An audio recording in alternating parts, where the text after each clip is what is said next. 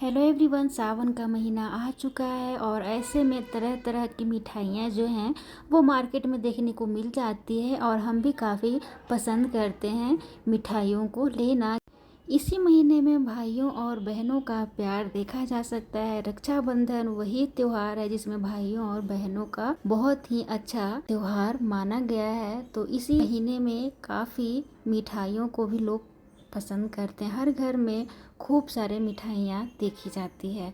तो हम आज बनाने वाले हैं मलाई लड्डू और इसके लिए मैंने 2 लीटर दूध ले रखा है। तो 2 लीटर दूध को काफ़ी बढ़िया से बॉयल करना है और इसे काफ़ी बढ़िया से चलाते हुए गाढ़ा कर लेना है। मतलब कि एक कंडेंस्ड मिल्क जो होता है ना, उस तरह से आपको कर लेना है।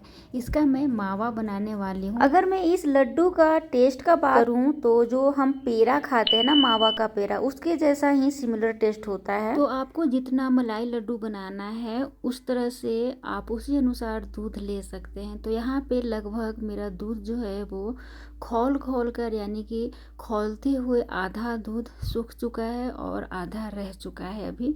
तो इसे अभी और अच्छी तरह से कर लेना है। और आप देख सकते हैं ये बिल्कुल जो है वो मावा बनने भी लग चुका है, शुरू हो चुका है। तो इसी टाइम गैस को मैंने धीमा कर दिया है, यानी कि आंच को।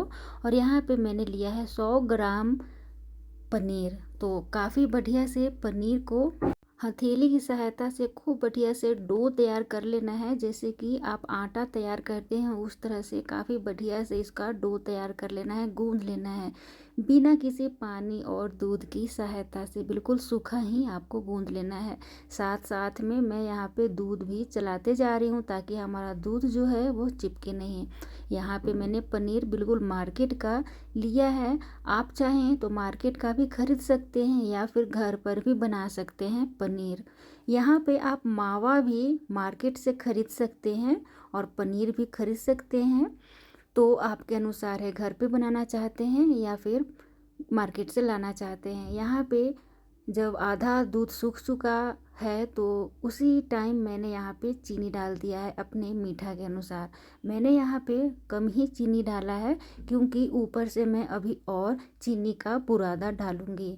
अच्छी तरह से इसको मिक्स करेंगे और यहीं पर डाल देना है पनीर। अच्छी तरह से जो हमने पनीर को मसला था ना, मतलब अच्छी तरह से डो तैयार किया था, उसी को डालकर काफ़ी बढ़िया से इसे मिक्स करना है। पनीर डालने का समय रहेगा जब आपका लगभग गाढ़ा दूध हो गया हो, तब डालिएगा पनीर। ये नहीं कि दूध अभी है उसी टाइम डालना है, बिल्कुल नहीं वैसे करना है।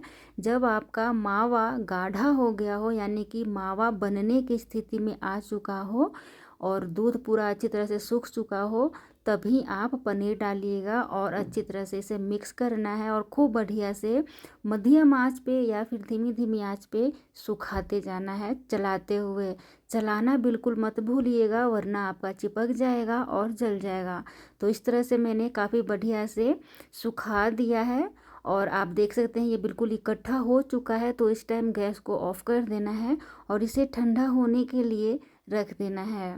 अपने घरों में मावा लड्डू ज़रूर बनाइएगा। इसी तरह से ये काफ़ी टेस्टी बनकर तैयार होता है। इसे मैं फैला कर रखूँगी ताकि जल्दी ठंडा हो जाए। तो ये ठंडा हो चुका है। अब इसे बढ़िया से फिर से गूंदना है हाथों की सहायता से ताकि बढ़िया सा टेक्सचर आ जाए। ये थोड़ा सा स्टिकी जैसा होता है, चिपचिपा जैसा होता है, तो डरने की कोई बात नहीं है। बाद में ठंडा होने के बाद बहुत ही बढ़िया ये बनकर तैयार हो जाता है। तो खूब बढ़िया से इसे हाथ की सहायता से मसलते हुए आप अच्छा डो तैयार करें। या फिर अगर आपको मुश्किलें आ रही हों तो आप क्या करें कि मिक्सी जार में इसे ग्राइंड कर लीजिएगा, तो आपका अच्छा सा डो तैयार हो जाएगा। यहाँ पे मैंने अपने मात्रा अनुसार डाल दिया है चीनी का बुरादा। चीनी का बुरादा कैसे बनाएंगे, चीनी को मिक्सी जार में ले लीजिएगा और उसका पाउडर बना लीजिएगा। आपका चीनी का बुरादा बनकर तैयार है। तो यहाँ पे मैंने बिल्कुल अपने मात्रा के अनुसार चीनी का बुरादा डाल दिया है और इसे अच्छे से मिक्स करेंगे। जब चीनी का बुरादा मिक्स करते हैं तो ये काफ़ी लूज जैसा हो जाता है, मतलब कि गीला गीला जैसा हो जाएगा और ये बिल्कुल चिपचिपा जैसा हो जाएगा। तो डरने की कोई बात नहीं है। इसे अच्छी तरह से मिक्स करके ठंडा होने के लिए रख देंगे। तो ये हमारा जो डो है वो ठंडा हो चुका है। तो इसे अच्छी तरह से गोल गोल लड्डू तैयार कर लेना है। अगर आप चाहें लड्डू ना तैयार करना तो आप इसका पेड़ा जैसा शेप भी दे सकते हैं। तो इस तरह से मैंने गोल गोल लड्डू बना लिया है और यहाँ पे मैंने थोड़ा सा फूड कलर लिया है। ये बिल्कुल ऑप्शनल है। वैसे मैं फूड कलर हमेशा अवॉइड करती हूँ, लेकिन थोड़ा सुंदरता के लिए यहाँ पे डालना ज़रूरी मैं समझ रही थी ताकि आप सभी को अच्छा दिखे। यहाँ पे मैंने थोड़ा केसर का धागा चिपका दिया है। ये भी बिल्कुल ऑप्शनल है, अगर आपके पास नहीं है तो कोई दिक्कत नहीं है। यहाँ पे मैंने थोड़ा सा पिस्ता बादाम को भी क्रश करके डाल दिया है। कोई ज़रूरत नहीं है, अगर आपके पास नहीं है तो नहीं भी डालें। तो इस तरह से आपको सजा देना है। तो देख सकते हैं कितना बढ़िया सा हमने घर पर मलाई लड्डू बनाकर तैयार कर लिया है। क्योंकि मैंने यहाँ पे जो मावा है वो बिल्कुल घर पर बनाया है। मावा यानी कि खोया घर पे बनाया है, इस कारण से इसका जो कलर है हल्का सा क्रीम जैसा दिख रहा है, मतलब हल्का सा बटर जैसा येलो जैसा है। लेकिन अगर आप मार्केट से लाएंगे तो बिल्कुल वाइट दिखेगा।